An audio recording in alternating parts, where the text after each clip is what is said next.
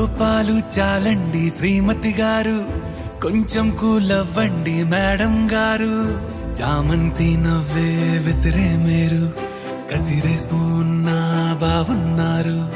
సరదాగా సాగే సమయంలో నా మరిచిపోతే బాధ కబురు, వద్దు అంటూ ఆపేదెవరు. కోపాలు చాలండి శ్రీమతి గారు, కొంచెం కూలవ్వండి మేడం గారు.